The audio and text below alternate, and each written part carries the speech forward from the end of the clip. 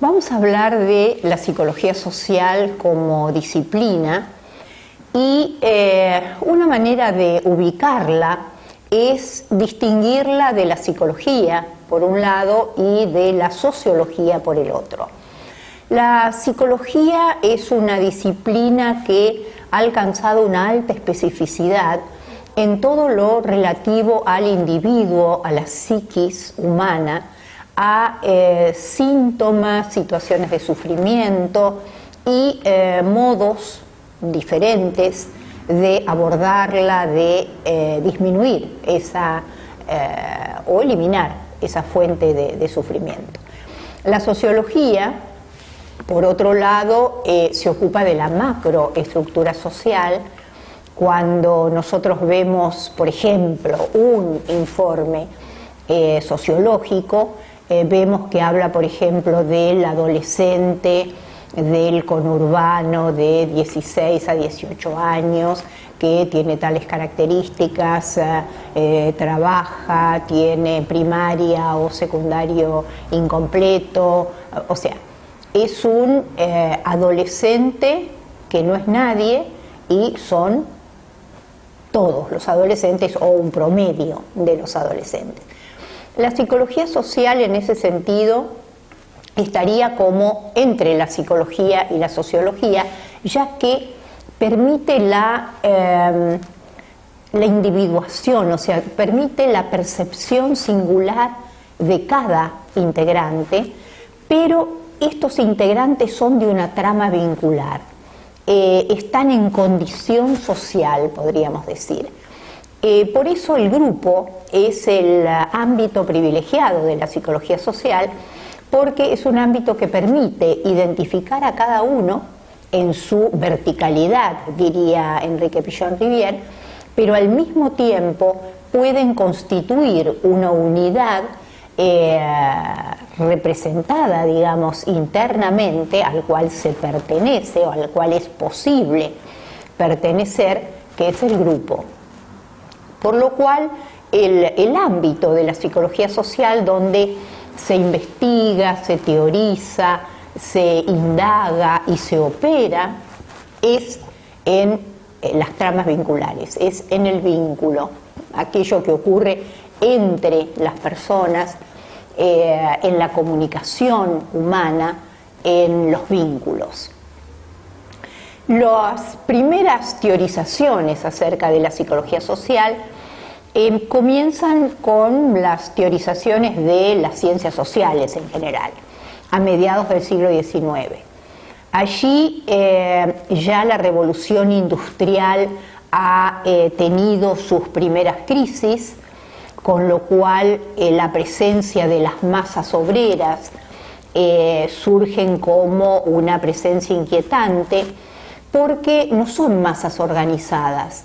Ya no es el ejército que pasa en un desfile, ya no es una procesión organizada por la iglesia, sino que son masas autónomas, masas que se autoorganizan en sindicatos, que pueden protestar en conjunto, y este nuevo fenómeno, tanto del obrero como nueva subjetividad, como las masas obreras, son un estímulo importante para los pensadores. Acá tenemos que pensar un poco como Michel Foucault, que las nuevas teorías, las investigaciones científicas surgen con un espíritu de control, ¿no? En este caso de control social. Eso inquietante como uno podía conocerlo, develarlo para controlarlo. Las primeras teorizaciones, tenemos ahí a Durkheim, por ejemplo, que se considera el padre de la sociología, donde él tiene un enfoque sociológico, por supuesto, habla de hechos sociales y que la sociología se ocupa de hechos sociales, pero también tiene un enfoque sociopsicológico, podríamos decir, por ejemplo, cuando investiga el suicidio. El suicidio es algo profundamente individual, es una decisión individual. probablemente una de las más individuales.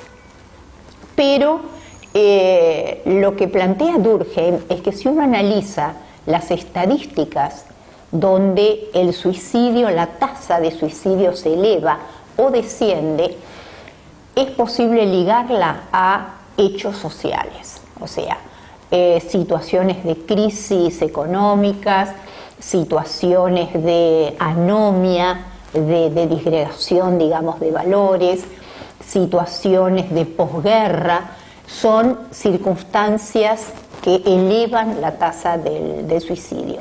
También el suicidio es más elevado en ciertas culturas, más severas, más superyoicas, podríamos decir, que en otras, con lo cual ahí hay hechos sociales que ejercen una determinación, digamos, una coerción sobre el individuo, llevándolo a esta decisión individual. El otro autor es Wundt, el que se considera padre de la psicología, que también tuvo un enfoque psicosocial, porque él va a hablar de la psicología de los pueblos. Es un prolífero autor, 10 tomos escribe sobre la psicología de los pueblos, planteando que tan importante como la psicología y la experimentación en psicología es poder indagar en qué es lo que pasa cuando las personas se juntan, los conjuntos humanos.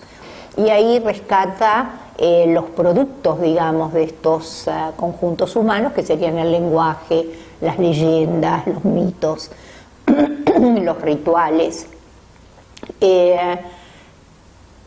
O sea que la psicología social nace, digamos, junto con las ciencias sociales como la antropología, probablemente un poquito antes la antropología que la psicología y la sociología, pero es en la misma momento histórico, digamos.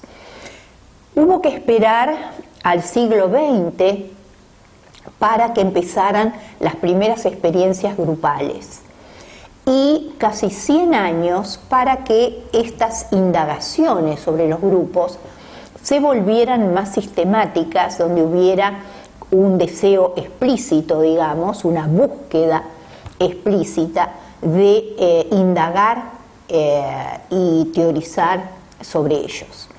Acá tenemos a Kurt Lewin en Estados Unidos, tenemos a Bion en Inglaterra y tenemos a Pichon-Rivière en la Argentina.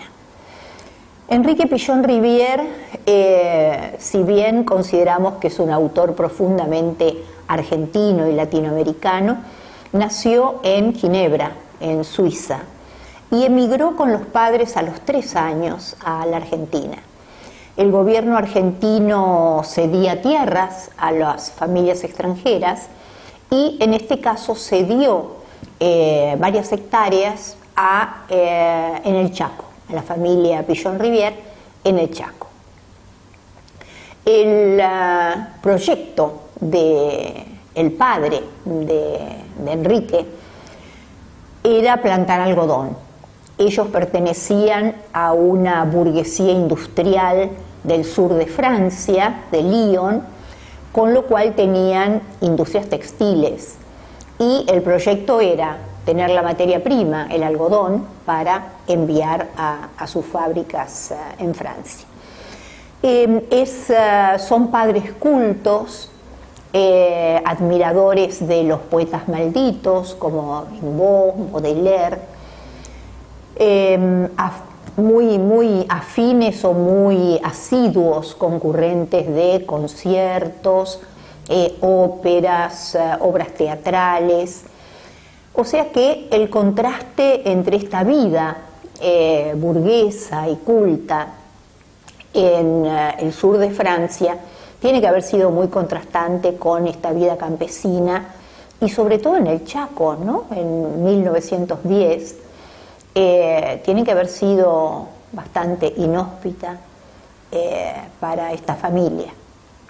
Sin embargo, el proyecto sigue adelante, lo intentan, fracasan, pero acá lo importante que me gustaría resaltar es lo que Pillon-Rivière mismo señala en el prólogo del proceso grupal, donde él dice que a él lo marcó el cruce de culturas, el pertenecer a una familia francesa, el hablar francés, el idioma francés, y su contacto y su contraste con la cultura mágico-animista guaraní. Pillon-Rivière dice que este cruce de culturas lo inclinó vocacionalmente hacia las ciencias humanas. Podríamos decir, siguiendo un poco a Juan Zamaja, un epistemólogo argentino, que toda esa historia campesina, de vida primitiva, con la cultura guaraní, con los guaraníes, inclusive indios tobas, le dio una predisposición teórica para trabajar con los marginales, excluidos, podríamos decir, que luego serían los pacientes psiquiátricos del hospicio.